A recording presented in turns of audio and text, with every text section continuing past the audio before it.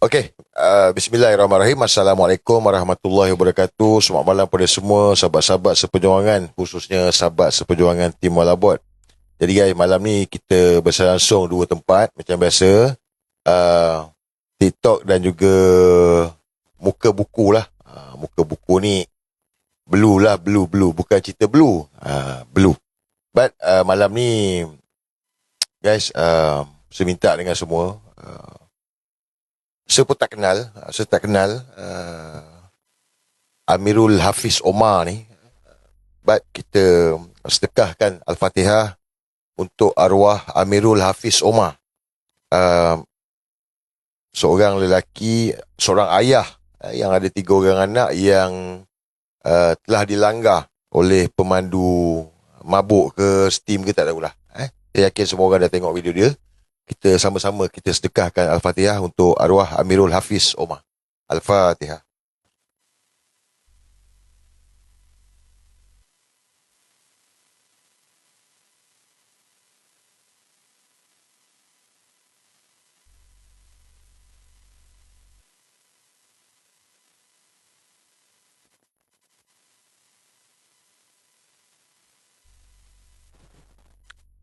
Bismillahirrahmanirrahim. Aku berjuang kerana-Mu ya Allah, kerana-Mu lah aku di sini. Okey guys. Saya tengok video, aduh, tak tunjuk lah kan. Korang dah tengok lah kot. But bila saya tengok, saya tak tahulah apa hukuman dia. Tapi sedikit perkongsian lah berkenaan dengan isu pemandu mabuk ni. Saya dulu anggota polis. Saya bertugas di Balai Polis Trafik Ampang. So, polis trafik lah. Kan, baju putih, segak lah. Jadi, dalam isu pemandu mabuk ni, guys, benda ni bukan hari ni, bukan tahun lepas. Kalau kita tengok macam bermusim pula. Ni bila ada insiden pemandu mabuk ni, nanti akan ada lagi berita keluar, pemandu mabuk. Dia benda ni daripada dulu lagi, guys. Kan? So, benda ni memang orang cakap, memang sebab apa?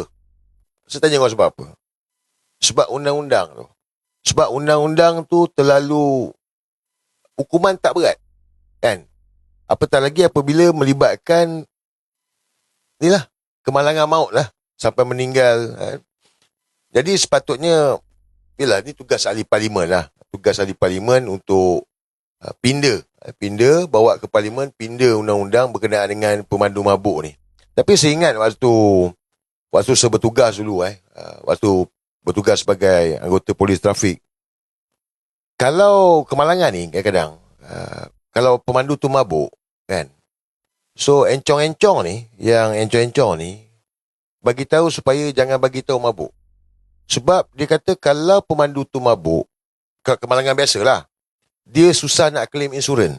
Jadi kena buat report, bagi tahu, jangan cakap dia mabuk. Sebabnya kalau orang buat report, walaupun dia tahu dia tu pemandu mabuk, tapi jangan bagi tahu dia mabuk. Sebab kalau mabuk, dia tak boleh nak claim insurans. Macam tu lah. Salah, ingat salah. Tapi guys, dia bukan pasal claim insurans, bukan pasal kereta. Bukan. Kita bukan cakap pasal diri kita tau. Isu pemandu mabuk ni tentang future. Sekarang, dulu, kini, dan selamanya lah. Sebab sekarang generasi kita. Dulu bapak kita. Ni ke depan ni anak-anak kita besok.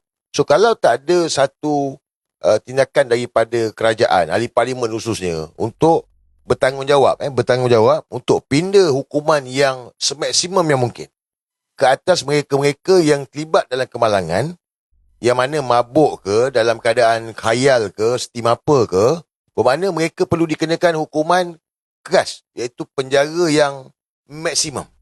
Dan kalau pemandu tersebut memandu dalam keadaan mabuk ataupun khayal yang melibatkan kemalangan maut. Kemalangan maut kita kata macam ni lah. Macam Muhammad Hafiz ni. Perlulah dikenakan hukuman yang, kalau orang bunuh, mana dia kena hukum gantung, kan? Betul? Gantung ataupun dia turun kepada penjara seumur hidup.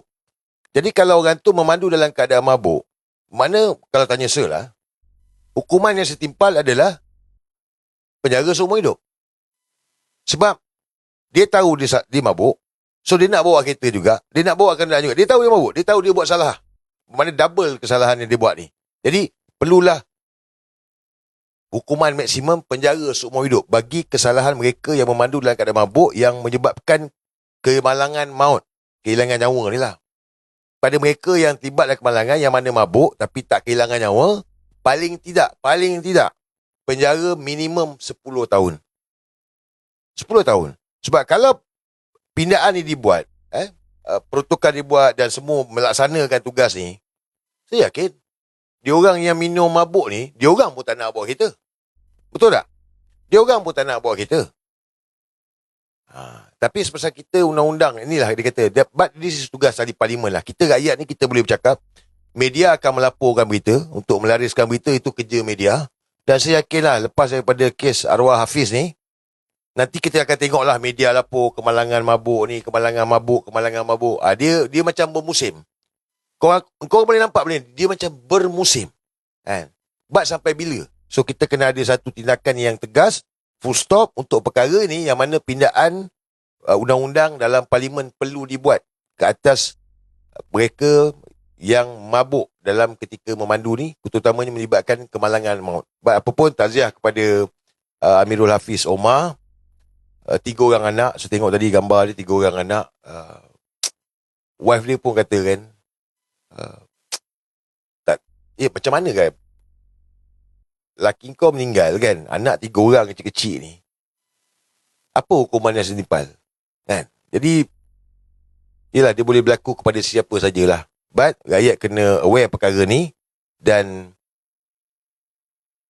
pihak berkuasa lah pihak berkuasa lah. But ada masalah lebih besar lah, pasal arak lah.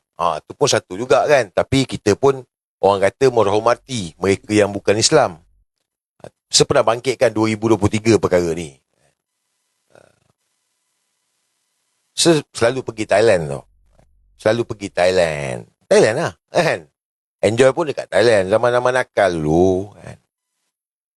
Kat Thailand ni, kalau korang pergi 7-Eleven dia, pukul 12 malam dah tak jual arak dah.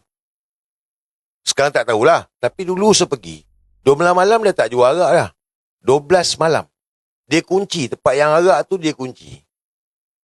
Kat sini tak tahulah kan. Dan dekat Thailand tu cerita lain lah, sebab Thailand kan. Tapi kalau kita tengok dekat negara kita ni, arak begitu mudah. Maknanya 7-Eleven, KK Mart kan. So kalau tengok KK Mart ni, yelah sepatutnya tak perlu kot KK Mart kot kan. Keluarga, anak-anak pergi beli kan, sebab ada arak. Jadi ini sebenarnya benda-benda yang salah daripada kerajaan lah. Salah daripada kerajaan kerana membenarkan perkara ni. Jadi benda ni guys, besar. Sebab dia melibatkan pemegang taruh, orang yang meniaga, orang yang untung, mereka-mereka yang ada share saham lah. Benda ni besar kan. Tapi kalau rakyat unite, Melayu, Cina, India, Sabah, Sarawak unite, demi masa depan anak cucu cicit kita berjaya. Tapi oleh kerana kita masing-masing sibuk dengan diri masing-masing, kita ambil tahu tapi begini, tak pergi ke mana lah. Jadi ini perkongsian lah, mukadimah untuk malam ni. But guys, akaun TikTok ada satu je. Untuk makluman, tadi akaun tadi tak boleh buat live. Saya pun tak tahu kenapa. Ada 2 akaun tak boleh buat live. So kita berserah diri je lah kan, malam ni kan, berserah diri je lah. Harap malam ni pun saya nak cakap lembut-lembut je, slow and steady. Okay, korang setuju? Saya setuju. Tapi saya tahu ramai nak tanya pasal kes mahkamah ini kan. Saya akan cerita pasal kes mahkamah ni, don't worry. Kita mesti cerita punya lah. Sebab dalam isu KK Mart ni, KK Mart, YDPA ni, dia orang minta gag order, tapi setelah menang di Mahkamah Rayuan untuk gag order ni, bermakna kita boleh bercakap dalam isu KK Mart dengan YDPA ni. Yang tak boleh cuma Wukong City, Forest City. Yang itu dapat perintah mahkamah gag order. Jadi tak boleh Cikgu Bat dapat, but Cikgu Bat ataupun mana-mana pihak apa semua tak boleh bercakap tentang Wukong City. Tahu tak ni Wukong City ni? Kau tahu tak tahu ni Wukong City. Kita bahasakan Wukong City lah.